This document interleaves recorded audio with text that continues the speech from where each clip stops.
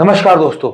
Market में आज first half में अच्छी सेलिंग और सेकंड हाफ में अच्छी रिकवरी रही, लेकिन देखो मैं आपको एक चीज बताऊं, मैं इस रिकवरी से कोई बहुत ज्यादा खुश नहीं हूं, क्योंकि हमें पता है कि जिस वजह से भी रिकवरी रही, रिकवरी में कोई वो स्ट्रेंथ नहीं थी। रीजन क्या है? रीजन एक चीज समझो कि हमारा रुपया आज फिर से कमजोर हुआ, क्रूड वापस से $100 के पास है और हम रिकवरी दे रहे हैं, पता नहीं क्यों। ठीक है, रीजन हमें समझ से बाहर है, ऐसा कुछ हुआ नहीं है। अगर हम देख रहे हैं जो ईरान वॉर है, वहां पर भी है ना कॉन्फ्लिक्ट बढ़ गया है, थोड़े से युद्ध बढ़ गया है। ठीक है, देखते हैं फिर भी कल के चार्ट के हिसाब से देखते हैं क्या होता है। देखो नीचे जो हमें है, बस एक ही रीजन था कि हम 23,150 के आसपास आए। ठीक है, थोड़ा नीचे आते तो हम सोच सकते थे कि और थोड़ा सा, लेकिन हमें अभी भी मैं इस रिकवरी को लेके बहुत ज्यादा उत्साहित नहीं हूं, बहुत नहीं है। हो सकता है कि एक बार वापस से हम 24,000 तक जाते हुए दिखाई दे, लेकिन वही जब तक 24,100 के ऊपर सस्टेन नहीं करेंगे तब तक हम बहुत बड़ी तेजी के लिए नहीं देखेंगे। सिंपल सी गणित है, इसमें कोई समझाने वाली बात ही नहीं है। और नीचे की तरफ हाँ, अगर 23,000 आते हैं तो हम एक बार वापस से देखेंगे कि हमें कितना सपोर्ट मिलता है, कितना क्या मिलता है, उसी हिसाब से हम वर्किंग देखेंगे। ठीक है,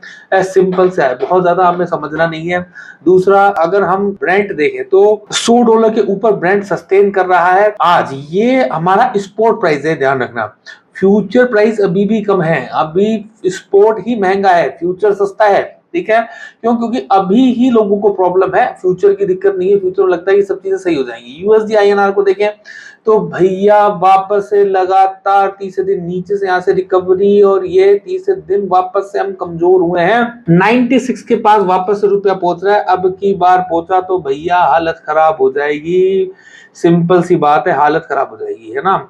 कि फिर वही वाली बात है, फिर हम टिकना मुश्किल हो जाएगा, फिर हमारे को लगेगा कि कैसे वर्क करें, है ना। आ जाते हैं बैंक निफ्टी पे। बैंक निफ्टी में समझाता हूँ मैं आपको थोड़ा सा बैंक निफ्टी में समझाता हूँ। बैंक निफ्टी का जो मेजर सपोर्ट है ना, वो अभी दूर है, लेकिन हमारी जो ये वाला जो डिमांड जोन था, ये आपको ध्यान है जो लास्ट टाइम हमने कहा था, जिधर से पिछली बार हमें मूवमेंट मिला था, इस वाले डिमांड जोन पे, ये वाला। ठीक है, ये जो पर्टिकुलर डिमांड जोन है, इसमें हमने एंट्री भी बोला था कि इस जगह पे आप सोच सकते हैं कि यहाँ से हम किस तरीके से लॉन्ग जा सकते हैं, वो आप देख सकते हो। देखो, हम यहाँ पे किसी भी तरह की बाय और सेल की रिकमेंडेशन नहीं देते हैं। हमारा व्यू बिल्कुल भी नहीं होता बाय और सेल की, किसी भी तरह की बाय और सेल की रिकमेंडेशन है। हमारा जो व्यू होता है वो हमेशा होता है कि कौन से अच्छे सपोर्ट है, कौन से अच्छे रेजिस्टेंस है, कहां पर आप बाय के लिए सोच सकते हो, कहां पे आप सेल के लिए सोच सकते हो। बाकी सब कुछ जो भी आप कर रहे हो, आप अपने विवेक से, अपने फाइनेंशियल एडवाइजर से पूछ के करें। हमारा इससे कोई लेना देना नहीं है। हम सिर्फ अच्छी जगह बता रहे हैं, टेक्निकल समझा रहे हैं। ये जो हमारा डिमांड जोन है, ये अच्छा लग रहा है, इससे ही हम वापस चले हैं। लेकिन जब अभी हम, हो सकता है कि हम यहाँ पे डबल बॉटम बना के वापस से 56,000 के आसपास, लेकिन फ्राइडे को मॉनेटरी पॉलिसी का आउटकम है, ये थोड़ा सा डिफिकल्ट है। अगर हमारे गवर्नर साहब ने किसी भी तरह का अगर हमें एक थोड़ी भी चिंताजनक बात कही, कुछ भी ऐसा कहा कि यार यहाँ से मार्केट को लेके अगर किसी बहुत ज्यादा मतलब चिंता, या उनकी कमेंट्री थोड़ी भी प्रॉब्लमेटिक रही, तो मार्केट में बड़े सेल ऑफ आ सकते हैं। ये चीज ध्यान रखें। मैं मानता हूं कि ब्याज की जो रेट है वो नहीं बढ़ेंगी, नो डाउट। किसी भी तरह की रेट हाइक्स नहीं होगी इंटरेस्ट रेट के अंदर। क्यों? क्योंकि वो तो बड़ा प्रॉब्लमेटिक हो जाएगा। लेकिन उससे पहले, ठीक है ना, उससे पहले आपको और चीजों में आपको फर्क पड़ सकता है।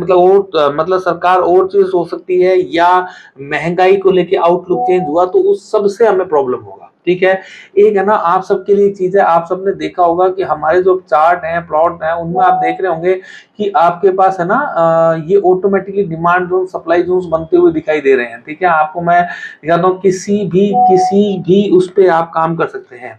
जैसे अगर हम मान लो स्टॉक्स की बात करें, जैसे मान लो मैंने ऑटो स्टॉक्स को देखा, ठीक है, तो कहां पर मैं बाय कर सकता हूं, कहां सेल कर सकता हूं, आप देखोगे पिछले डिमांड जोन से बड़ा है। ठीक है, कहां से सप्लाई जोन है, कहां पर हम बाय सोच सकते हैं, कहां सेल सोच सकते हैं, ये ऑटोमेटिकली आपको